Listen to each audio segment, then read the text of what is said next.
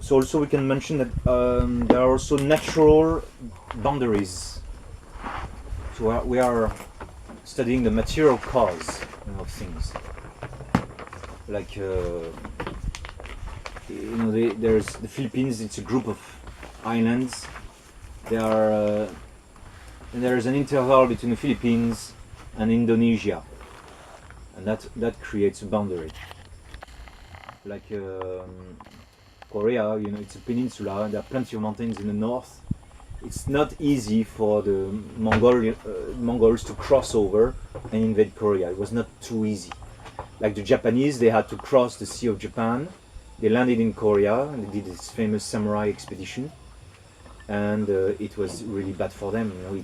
They really got beaten badly, and their fleet was sunk by the Korean Admiral Yi, because there is an isolation of the Korean peninsula with respect of Japan. Just like Japan takes advantage of being an island, that's classical. Like England took lots of advantage of being isolated, so it could not be invaded that easily. So natural obstacles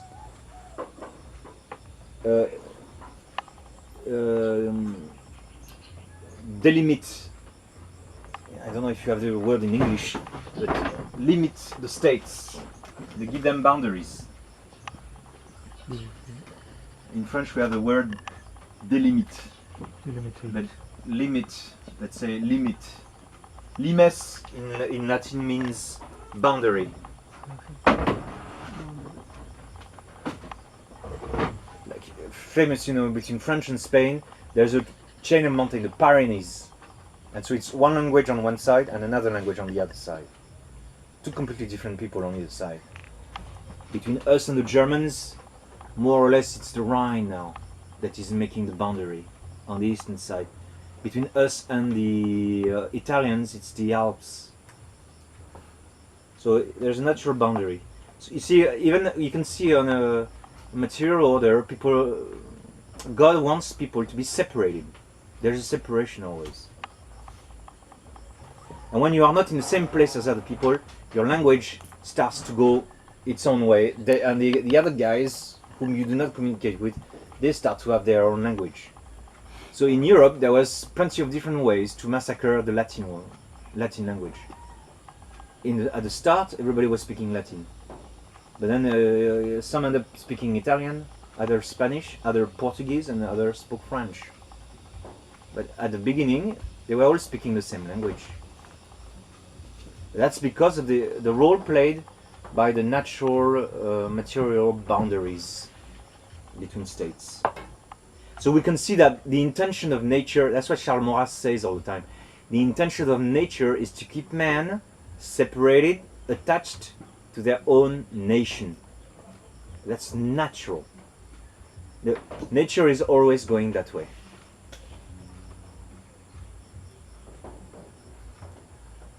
So the language and the custom, change from place to place, naturally.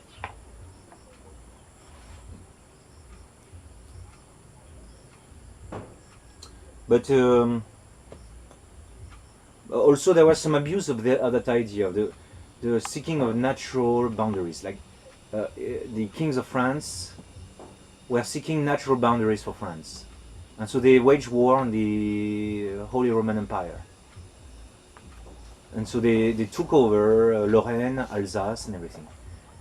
And that prevented the Catholic powers from being united against Protestantism. With hindsight, you can clearly see that the kings of France should have desisted from seeking natural boundaries and ally with the Spanish and Habsburg. There was a whole political movement in France, the devoted party, who told the King of France, don't attack the Spaniards and the Imperials. They are at grips with the Protestant Netherlands, at least the Protestant part of the Netherlands, because the northeastern part of the Netherlands was still Catholic. Spain is trying to push back the Protestants in the Netherlands, and the Imperials, they are trying to push back the Protestants in central Germany. So don't attack them in the rear. But the French king took the opportunity to invade and take over the territories that belonged to the empire. Now the devoted party said, no, we'll finish off the empire after they finished off the Protestants. You know, you can't force them. And also the empire, they also had to deal with the Turks. So the Turks coming from one side, the Protestants coming from the north, and the French coming from the west. Only the Swiss left them alone, right?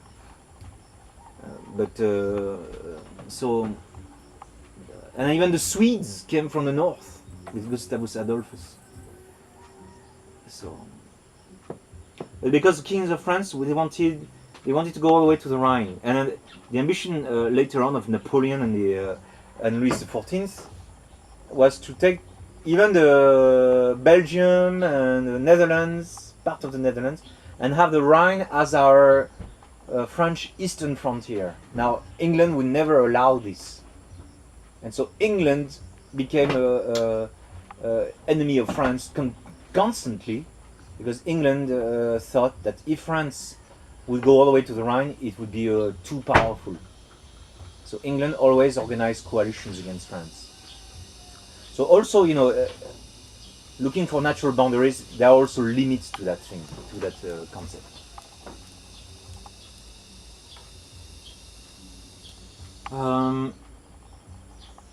So the federating ingredients of a city, that is what glues us together.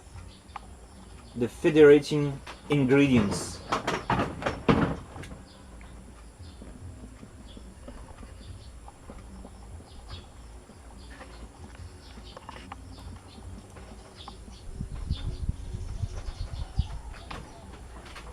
So we are looking at the material cause of the city.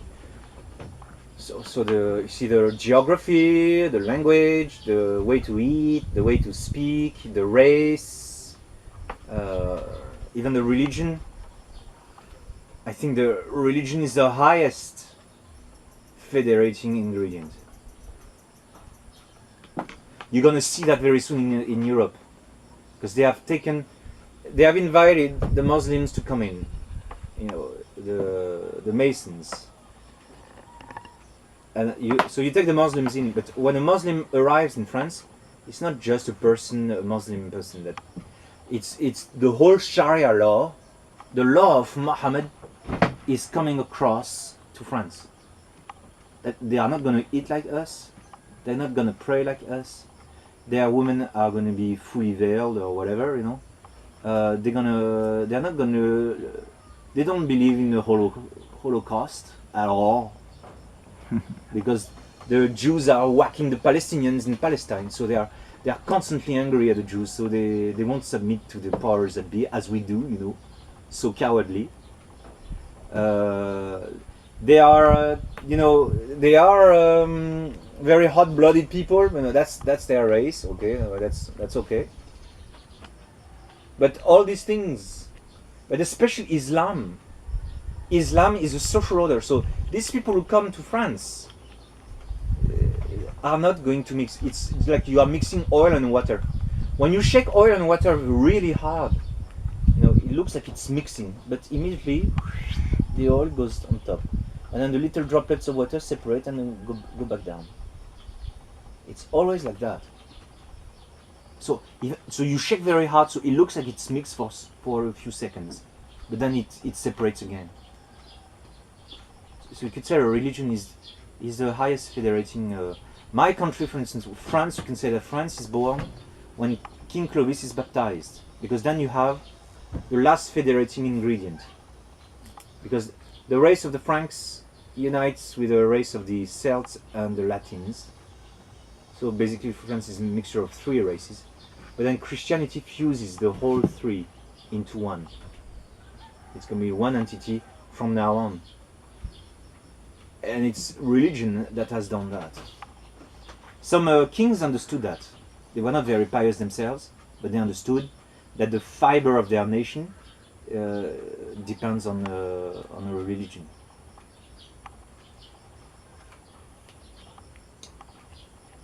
And that's why you see when Satan makes a false religion, I've seen that in India. You saw that in persecutions in Japan.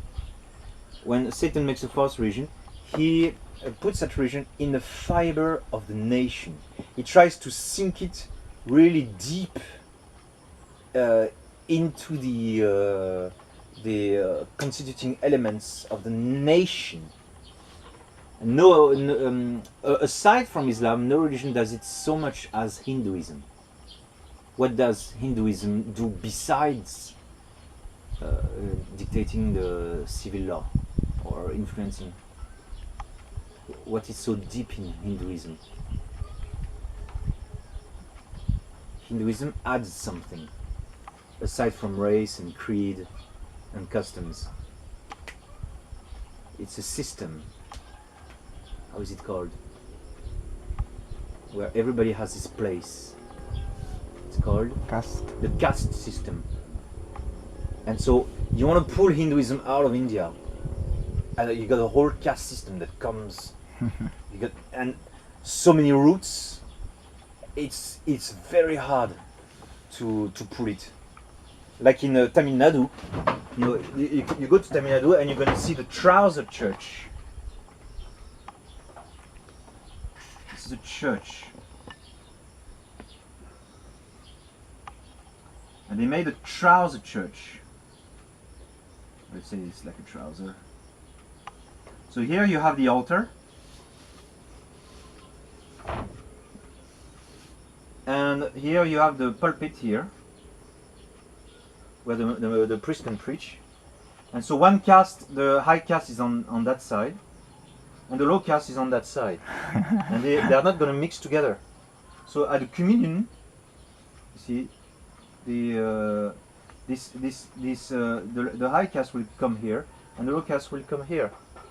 At the sermon, both castes will see the priest, and they both will see the mass. But this church is built so that each other caste doesn't see each other. They can't see each other. They can't communicate with each other. That's because the missionaries were not able to solve that problem. It was impossible. And that's in Tamil Nadu. I mean, it's a place where missionaries have more or less succeeded in ancient times. So you want to put, and it's worse in northern India, because in Uttar Pradesh, 25%, 30% of the population is Brahmin, is the priestly caste. So you're trying to pull in Hinduism. You got a whole third of the population. They are the Brahmins, and they are smart. They are smart, and they are not going to convert. And so good luck for the missionaries to go there and convert anybody. Very hard. Very, very hard. And the Brahmins are quite obdurate and everything. Now, the ruling party in India right now is the BJP. It's a Brahmin party.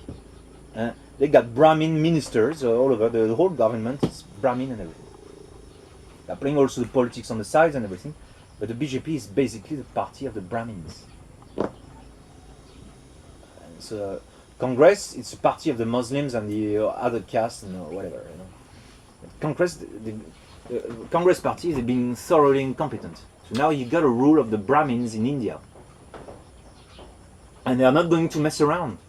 They are not going to. They are building temples with state money, and they are practicing the policy of state religion in India. If you insult a cow in India, you go to jail. You know. If you eat a cow, they can kill you, and the police watch you dying. In North India, South India is not that bad, but it's really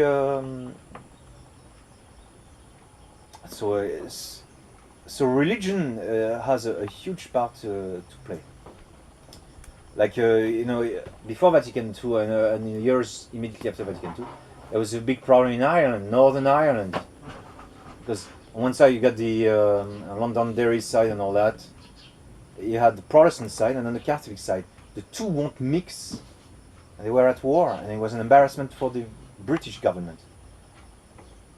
And now Vatican II came, and all religion started to melt. There's no more problem in Northern Ireland because nobody's going to fight on religion, because nobody believes in anything anymore.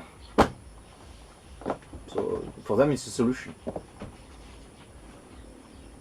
But religion is really, I think it's really the strongest cement of a society.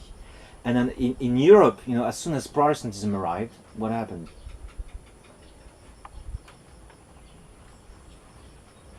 It embraced. Even in the lifetime of Martin Luther, as soon as Luther arrives, what starts?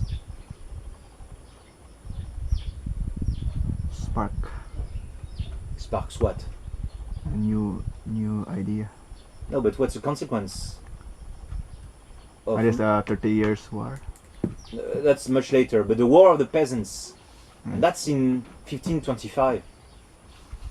Luther arrives in 1517, he puts his thesis on Halloween Day 1517, which France is going to celebrate.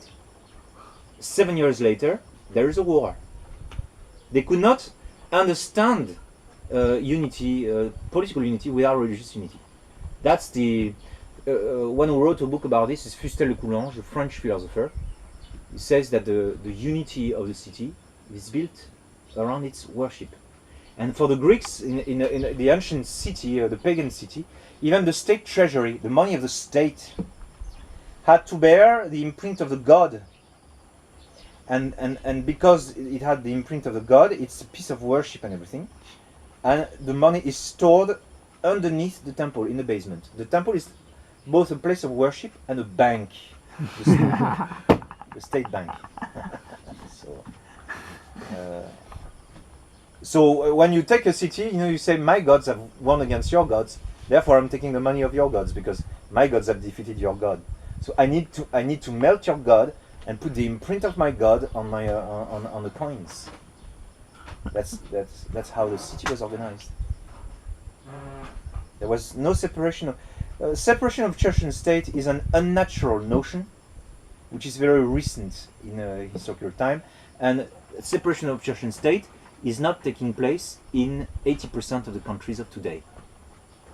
Like, for instance, India is nominally a modern liberal democracy, but in fact, it is a confessional state. It is a state which is ruled by the Brahmin elite, which is upholding the religion of the state, which is Hinduism, and all its principles, which includes, for the Brahmins, that there should be some Christians, yes, but they must not proselytize. They stay as Christian. Their place in a caste system is you are a Christian, you remain a Christian until the end of times. But you do not ever dream or even think about dreaming converting the Hindus. You just stay where you are. And that's what unfortunately the Thomas Christian did for thousands of years. So they became a caste. They were tolerated for thousands of years. And when the Portuguese arrived, they found the Thomas Christians there. But they had lost the apostolic spirit. And that's sad. You know, that's anyways. But most of this, you go to Thailand, and they remind you at the airport, do not take away Buddha heads. Respect Buddha and everything. And you're not going to mess with the king as well. But if you mess with Buddhism, you get into serious problem, in serious trouble. And then Thailand is one of those countries where the missionaries have failed the most, because they were smart. They didn't put the missionaries to death. They didn't put them to death. They accompanied them, and then they blocked them. That's it. And then Thailand never converted. There's 1% of Catholics in Thailand, at the most. So, but the state of Thailand is a confessional state. You see, the devil doesn't mind. Your Hillary Clinton and all the Masons, they are not complaining. When it is the false religion, you notice the Masons are not complaining. And then they say the same about Islam. Oh, we got to understand that Iran, Iraq, these are Muslim states and everything, and so that their Islam is their religion of state. But you said, wait a minute. You persecuted us Catholic. You threw us out. You uncrowned our Lord Jesus Christ. When it's Mohammed, then Mohammed can be the king, yeah. Or Buddha can be the king, or Confucius, or whatever, So most states in the world, don't fool yourself, are confessional states. The only thing the devil wants is the states where the population is Christian. They don't want the state to be a Christian state. And that's a double standard, which is typical of the devil, of course. What is confessional state? It's a state which has a religion of state, which supports, defends, protects, enhances the national religion. So Korea is not, because Korea is a product of the United Nations. But elsewhere, I guarantee you, it's a confessional state. Japan, to some extent, is a confessional state. You have remnants of Shintoism and worship of the emperor. It's still there. But they don't persecute Christianity. They don't favor it, but they don't persecute. But Japan has common sense, in the sense that Japan forbids Islam. It states to Muslims, you are not welcome there because you are Muslims. You're going to bring your laws here. No disrespect, we wish you plenty of happiness back there in Saudi Arabia, but if you come here, you're going to bring us your law, and we don't want it. We're not interested.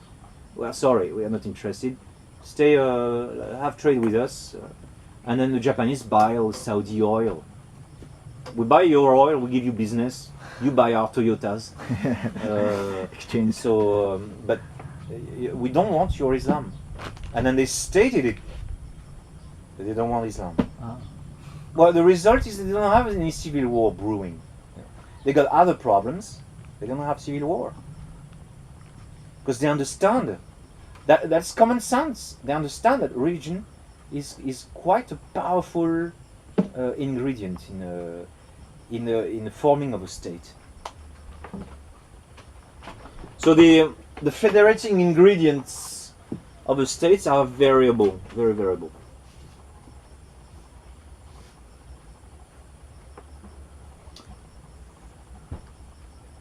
So it's not everything depends on your geographic boundaries, on the language, the race, and everything.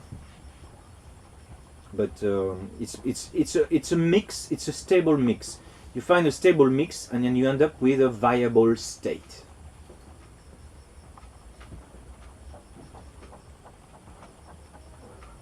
So yes, so these ingredients work out if you find a viable and stable mix. They work out fine if you find a viable and stable mix. Workout stable. If you find a viable, that viable in English means that it can live. Viable.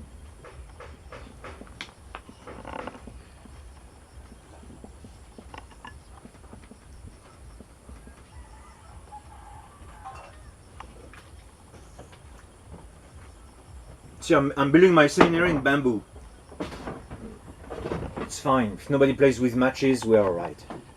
If I build my seminary with nitroglycerin, you see nice blocks of nitroglycerin, well, I might have a problem. With one little electric discharge somewhere, boom! Because nitroglycerin. It's not a stable and viable mix. It's not very resistant to pressure and all that. So, like you see the criminal intent of those who are destabilizing Muslim countries, ferrying Muslims across, and bringing them in Western Europe. It's a criminal intent of destabilization. They are changing the mix of European nations to bring about war. Just like they have caused World War II, World War I, and the wars of the French Revolution. Those wars are artificially created in order to destroy whatever is of the ancient order. It's to create permanent chaos and hell on earth. Yes. Whereas, a nation is a viable mix of different advantages and so forth. But we don't deny that, at the same time, there are relations between nations. That, for instance, the Koreans have no oil, so they will have to buy their oil, their resources from somewhere. Other people, they have no brains, or they are not hardworking or organized, so they will need to buy the Korean cars and gadgets. So there's going to be exchange. Some nations are going to lack things, they are going to abound in things, and that's the natural basis for trade. So, and also, it's good that there are good relations between nations, alliances, and everything. But those things are never perfect on Earth. But we are not against the collaboration amongst nations. But we say that don't touch, don't hurt, protect, uphold the naturalness of a nation. Some nations also are naturally allied with each other. Like usually Vietnam is allied with Cambodia, Usually India is allied with Sri Lanka. They think along the same lines. And Russia gets along with China just fine. Why?